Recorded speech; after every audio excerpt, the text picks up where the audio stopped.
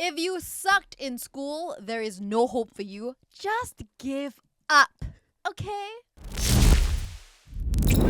Hey guys, today's debate statement of the day is you are a failure if you sucked in school. On the affirmative team, we have Muna and I, which means we agree. If you sucked in school, just give up. You're a failure. On the opposition side, we have the beautiful Chow and Herzi, and they disagree. They say if you fail in school, you will not fail in life. And each team will have 5 minutes to present our arguments. Muna and I will go first. Muna, please. Okay, in Singapore, the pressure to succeed academically is significant, and many students associate their academic performance with their overall success or failure in life. This association can lead to feelings of inadequacy, stress, and even a belief that poor academic results automatically equate to failure. Here are some stats to back that up. National Youth Survey in 2020. According to this survey conducted by the National Youth Council, 79% of students indicated that they felt the pressure to perform well academically, with a significant proportion of that pressure coming from parents and teachers. Psychological effects of academic pressure. A survey by Singapore Psychological Society found that over 60 students in secondary school reported feeling stress and anxiety related to the academic performance. The fear of failure combined with high expectations contributed to feeling the pressure that many students found difficult to manage. So this survey stats show that students do equate the failure in school to the failure in life. The Singapore Youth Survey in 2018 also showed that 38% of students reported feeling that academic failure would lead to being labelled as a failure by society. God, I know, and their peers. Very sad. These students felt that their academic performance defined their self-worth and ability to succeed.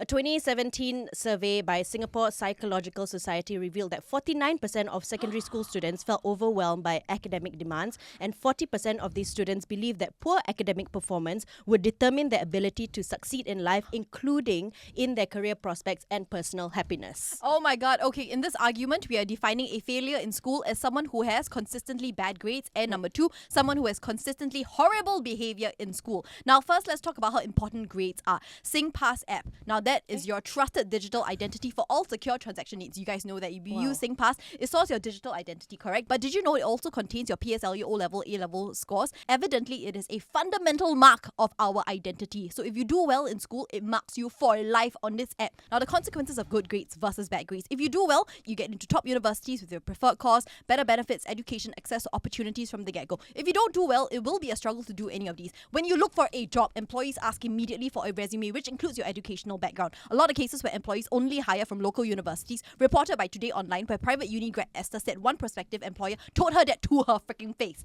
Now, Today Online also reported that private university graduates have to battle perceptions that their degrees are not as good and face discrimination from prospective employers. The latest Private Education Institute graduate employment survey found that 47.4% of private school fresh grads only secured full-time jobs 6 months after graduation, a sharp decline from 60% in the previous batch. They also earned less, an average of $2,650 compared to 3.4K for grads from local universities. I'm talking about NTU, NUS, you know. And if it isn't bad, then why did the Committee for Private Education have to announce that they're taking new measures to better protect students and make information more transparent for grads looking for jobs, like an annual graduate employment survey and minimum financial standards? Now, the Singapore Human Resources Institute President Erman Tan said that private education institute grads will find it hard to catch up with state-supported AUs due to less well-established university branding, fewer resources to invest in the quality of programs, and AU grads have first mover advantage. I quote him. The Director of Corporate Services at Human Capital Singapore also said that PEI grads must be realistic and cannot expect the same level of pay as their peers. Now, Public Service Division spokesperson also said that academic qualifications are among the factors considered as a useful proxy for knowledge and skills, especially for candidates with no prior work experience. So if you do badly in school in terms of grades, you are kind of things are much, much harder for you. Then we have the students who are consistently getting into trouble in school. Rude to authority, suspension, expulsion, refuse to study, and as a result have bad grades. The attitude would not get them far in life if they do not change. The cases of brutal attacks and bullying in school, which has resulted in the injuries and suicide cases of some students, like the recent case in Admiralty Secondary School where a girl took her own life in 2023, and recently a 12-year-old boy who suffered a deep cut from being reportedly hit on the head by his classmate with a water bottle on January 7th. Are you telling me that these bullies are not failures in regards to morals and values, compassion, where their actions have taken a life or has hurt someone so bad that they had to be sent to the hospital? Now we have 30 seconds. Muna will take over. Okay, I wanted to talk about career expectations and academic performance. You wait, okay. So, There we go. a 2020 survey by the MOE found that 67% of students viewed academic achievement as a critical career success. Many students who performed poorly in exams felt that they had limited career prospects, often associating low academic scores with a lack of prestige or respect in their chosen profession. And according to the perceptions of unemployment, alamak, never mind lah, I tell you all later. Can.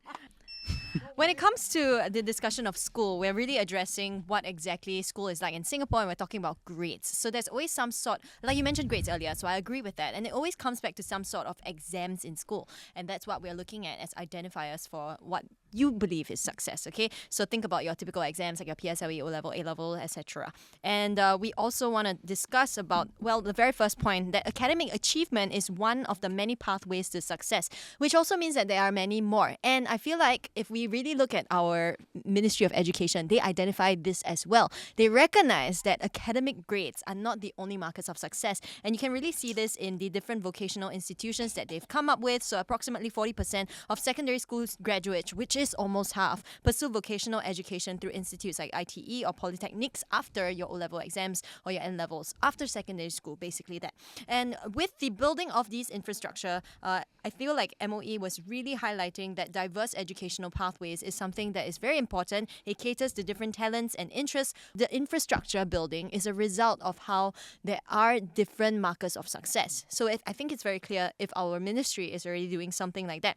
And we can also look a little bit further beyond school. The Introduction of Skills Future initiative, this allows individuals to pursue vocational training, enhance their employability and skills that are applicable to the modern workforce, because academia and the curriculum that you study in school will eventually be obsolete and not relevant anymore, which is why people recognize that there's this need for continued growth and continued education after you are done with school, which means that, you know what, the success you attain in school is not going to last you a very long time anyway, and is not very consequential in the grand scheme of things. And we also want to talk about how there are specific examples of people who maybe did not really succeed academically, but still have a lot of success. So for example, the CEO of Razer, he demonstrated a lot of practical skills and determinations that has developed this company, but he did not really have the conventional success when it came to academic results.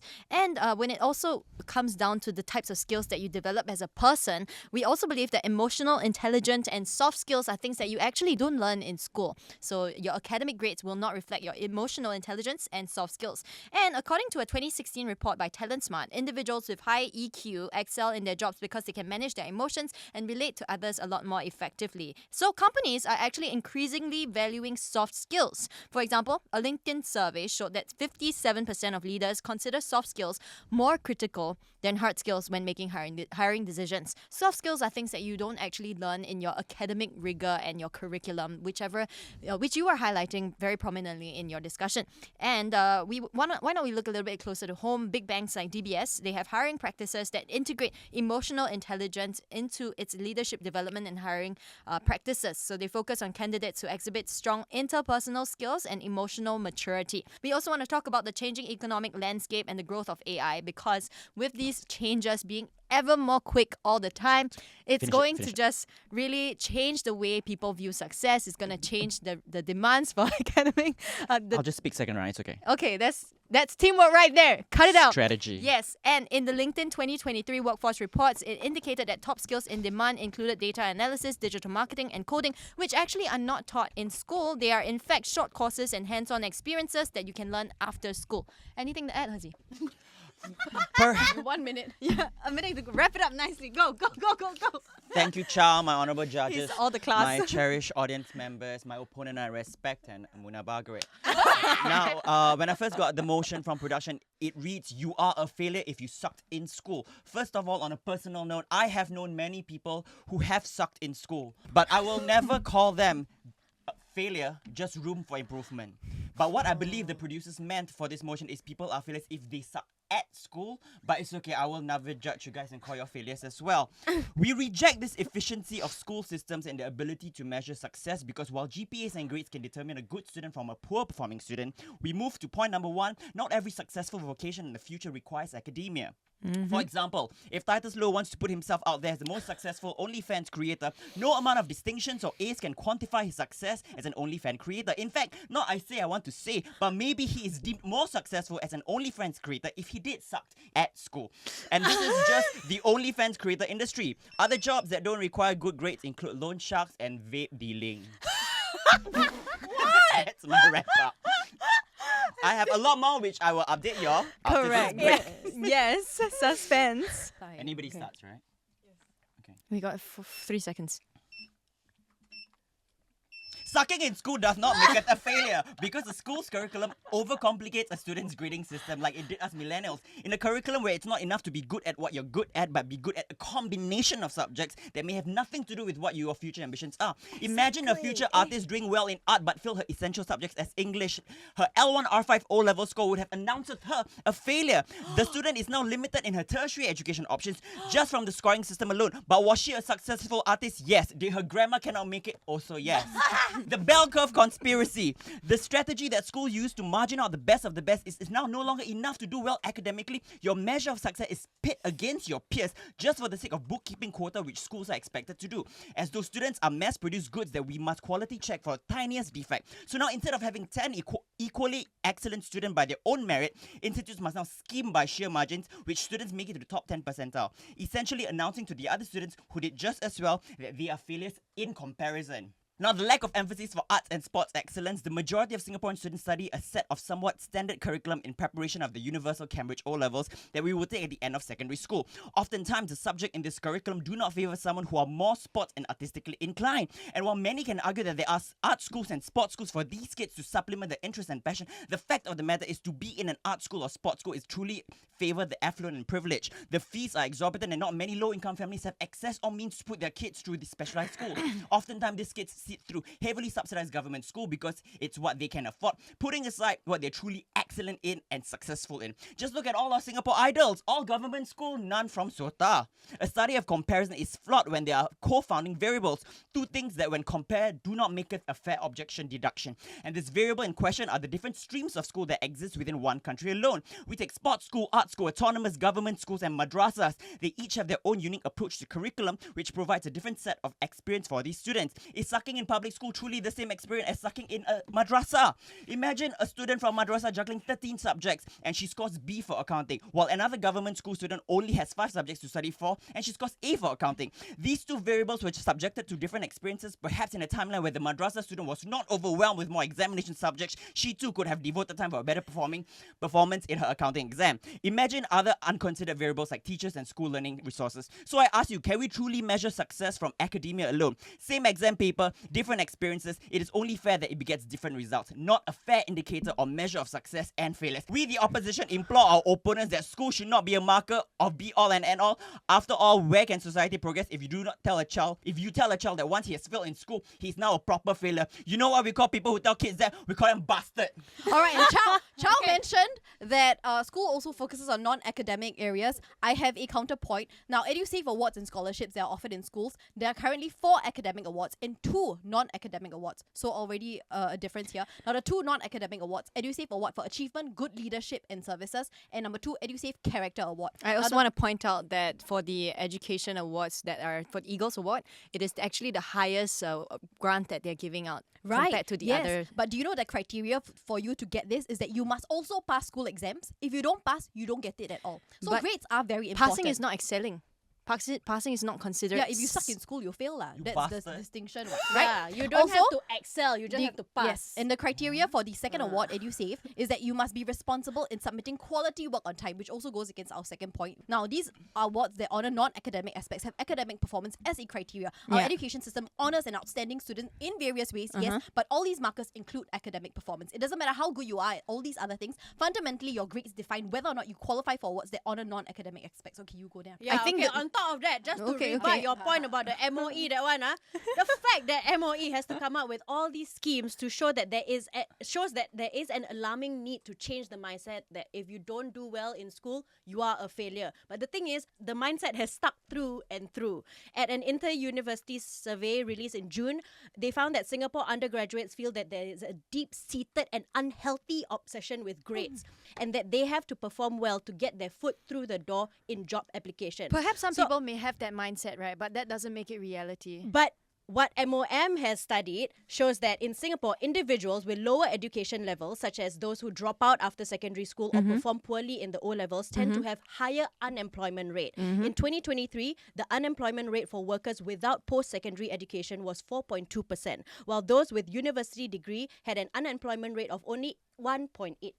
All right, and you've used the Razer CEO as an example of someone who did badly in school but is still considered a success case in Singapore. Now, several employees have called him verbally and emotionally abusive. In December 19, a report came out where he was allegedly an Sir. extremely volatile person. Now, would you still call him a success case in Singapore, even though he did badly in school and he has built a big company for himself?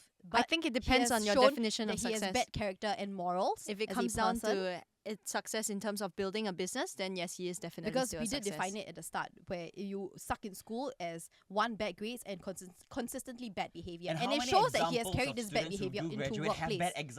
bad examples of behaviors anyways. It doesn't which matter means because school your has failed them. your Your side point brought up was the this point. razor, yeah. You brought up this point, so it Yeah. doesn't matter what you're saying right now. I'm rebutting her point. I didn't bring it up. Y'all did. Also, according to SGD Resources, growth. Good. In fact, research shows that every year of education data. can increase an Eh, individual's why? income by up to 10%. Education can also provide people with the skills and knowledge they need to secure employment and become financially independent. Now, a lack of education can perpetuate poverty and hinder economic growth. When individuals do not have access to education, they don't require the skills and knowledge needed to find employment, create economic opportunities for themselves, and this leads to a cycle of poverty. Other research also indicates that poor test scores and lower grades are positively correlated with subsequent delinquency, crime, and incarceration.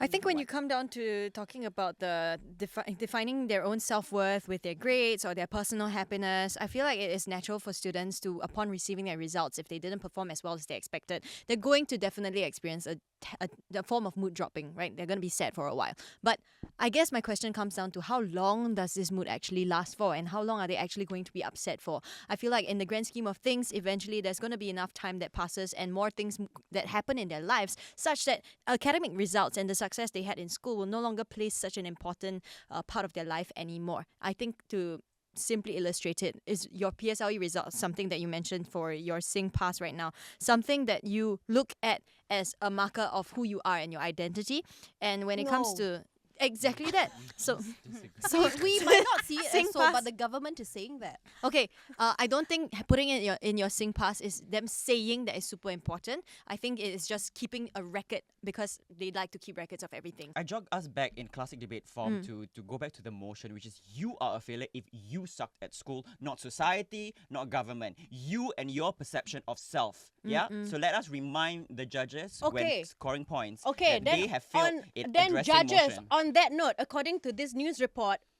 where they quoted the Program for International Student Assessment, at least 73% said that they believe they do not have the talent to succeed when they experience failure. By comparison, the OECD average is 55%.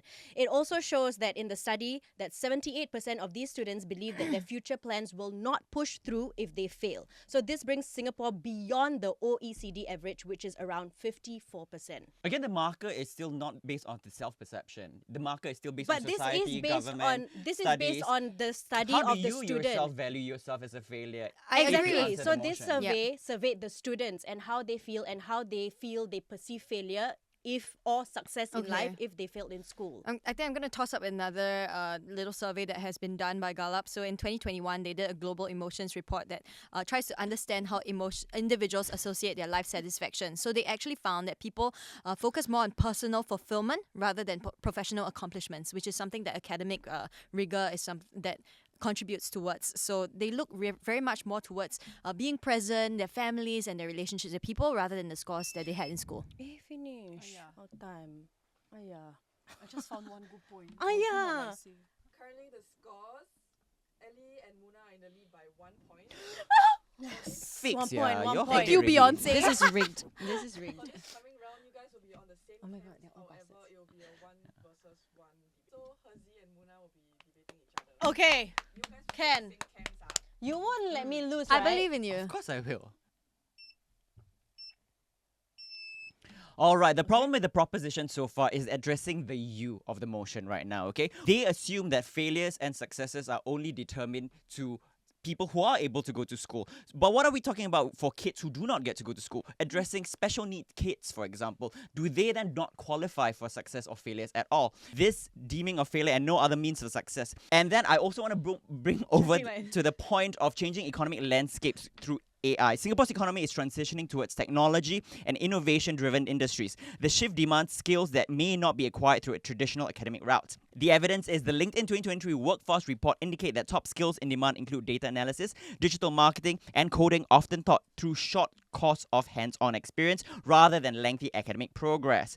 For example, the fintech sector has rapidly expanded, with Singapore propositioning itself as leading fintech hub in Asia. Developments include digital payment, blockchain technology, and peer-to-peer lending, which is not available in academia. And last but not least, success is subjective, reflecting individual values and life goals. It cannot encompass personal happiness, social contributions, and the pursuit of passions. Gallup's 2021 Global Emotions Report underscores that individuals associate their life satisfaction with personal fulfillment rather than solely with professional accomplishment linked to academic performance. Media industry also never taught social media skills, but people learned it and found success with the academics leh. Okay, wait, just to rebut your point about the special needs students, they attend schools that cater best to their needs, and these students excel there in their own ways. So it goes against the arguments where as long as the student shows consistently good behavior, working hard, being respectful, determined, even if they fail exams, we do not consider them as That failures. is your assumption that there are students that can go to school. What about bedridden kids? What about kids that are non-verbal? These kids do not get to go to school. So what if they're it doesn't align with it doesn't align with the statement itself, because we are talking about students who are in school, who do badly in school and then go on to become unsuccessful in life. And then to just rebut your point about the fintech founders also. So 55% of fintech founders have a degree in business administration or a related field such as management, finance, or accounting. So you cannot just go into a fintech industry, be a leading successful individual without having the papers to back it up. There are 12 social service agencies, 22 government-funded special education schools, and numerous international and private schools offering early intervention programs that support an inclusive education for students, for children. So there is resources there, but I think your argument is that there are some that don't go to school. But where the statement is we're talking about students who are in school. Now I talk about the earnings, but you give me a second. Yes. You can talk also while you have that second. We would like to fill the air. Okay. There aren't qualifications for these people who are in leadership roles. They did their uni earlier in the 2000s, so they haven't even built the curriculum for the skills that they need in fintech. If you want to cock block the motion by saying that these are kids that are able to go to school, then you forgot to address the you in its entirety. Okay? Yes, this is contained within kids who do get to go to school, but the you in failure also extends the universal you of anyone and everyone who do whether or not get to go to school. But that's why we brought up data and surveys that did ask students how they feel about doing badly in school. And a lot of them, a majority percentage of them did say that it will impact their Were these success studies in life. influenced by people who do need academic papers on school? No, they were measures? done on What about like the secondary measure of school and success, of polytechnic joy and students. fulfillment for an individual within their family? What if a kid just brings home soccer scholarships and music success, and that brings fulfillment to the family? What if they measure that as success? Are you trying to say that our Singapore idols are not successful? No, they are Because- highly successful. Yes. Oh. What are you trying to say about Hadi Mirza, Taufik, Batisa, and Cesare our They friend? are amazing musicians, and I love them so much. Yes, but because if and when or not, whether or not they get to go to college, is that the measure of their success? Maybe success is contained to the fields and industry that they want to lay themselves in. But now you are talking about the you of it all, right? So Yes. to rebut that fact is the point that there are statistics that show that students, when surveyed, did believe that they are failures. How if they many don't people, do when well they're in 13 years school. old, don't even know what they're surveyed for? These are in secondary school and to tertiary students. Now, footballer Ben Davies has defaulted on his national service commitments, the Ministry of Defence said in a statement. Why am I reading that part? Why am I like that? They confused. What is this? Okay, Yeah. wait. In response to queries from Straits Times, Mindes and Mr. Benjamin Davis is an NS defaulter. He failed to report for Not a NS point, as Your required. Honour. He's also staying overseas without a valid exit permit. So he has failed as a Singaporean. Okay, wait. One point about the people who get, if they get homeschooled, then they work hard and not. I don't know why I read it. Okay, I also want to bring up income disparities. Okay. So poor academic performance, particularly in highly competitive system, which is Singapore, can limit one's access on high-paying careers. According to the data from MOM, the median monthly salary for employees with a bachelor's degree was 4.5 Sing dollars. But back to compared the those- failure. Oh, sorry. Those with a secondary school education who earn a median monthly salary of 2.5 Sing dollars. Thank you, Muna. But back Thank to the you. failure of a Singaporean, yeah. Even if he failed to fit into SG conventions, it doesn't mean he failed in life. He's probably happy, and happiness is a matrix and barometer of success. Okay. Now, global studies find that there is 9% increase in hourly earnings for every extra year of schooling a child receives.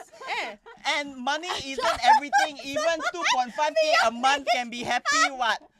Really, man? What's wrong with you? A child that survived beyond age 5 increases by 31% when a mother has a high school degree compared to no education. So now we're talking about like the family background. It's a circle, it's a cycle. Yeah. For every girl that remains in school, her average lifetime income increases 10% and odds of an early marriage shrink. If these kids that suck at school immediately stop at school from their measure of what success is, do they just stop and quit life then? Is No. this your proposition, Miss Muna Bargaret? Wait, an what? activist, Can an ask again? advocate. No, I asked already. Pay attention once. I didn't pay attention. I was reading this. Yeah. Wait, so those who fail in school. Failure is a learning opportunity. Setbacks in school can provide valuable lesson in resilience. Okay? Self-awareness and finding alternative strategies for growth. Alternatives. This grit is often a better predictor of long-term success than the early academic achievement. Okay? What about practical lessons in the workforce itself? Do you have to go to school to learn? Half the things you learn in school, you don't need to apply in workforce. Exactly. You learn on the job. Is that school? It's not. But is it still education? Yes. Education is not school, my darling. And now, examples of famous entrepreneurs who struggle in school. Bill Gates dropped out of Harvard University. Steve Jobs was a school dropout. Richard Branson has publicly discussed his struggles with dyslexia and poor academic performance. Successful people with non-traditional paths. Ellen DeGeneres dropped out of college to pursue comedy. Rachel Ray never attended culinary school but became a celebrity chef. Are you trying to say because they didn't do well in school, they are failures? They are billionaires, more money than you and your father? But are we entertained by them? Do we like Ellen DeGeneres? Yes. And we cancel her! No! Then it goes back to my point. Wasn't she said to be a bad person who treats her employees unfairly? Then you want to not study hard. You want Turn to on your subsidize Instagram her right now. work I for want to your see if you humility. follow her. Do you? I do not Show. follow her Show. because my account now must stay at 995. So no space to follow one more person. Ellen DeGeneres has so many followers, which, do you know, was 137 million. That's 100 times Singaporean size population. 100 times. My math's not so good. lah. Today you get minus points for false news. So the winner of this entire debate. Percy and Oh! How did we do that? It doesn't matter whether you do well or not, just as long as you're happy, like Hirzi said. Alright, thank you guys for watching, even though we lost Muna DeGeneres and Herzi not very generous. Let us know what you want to hear us talking about, fighting about next, and don't forget to like, comment, subscribe, share, everything else, and we'll see you guys next time. Bye!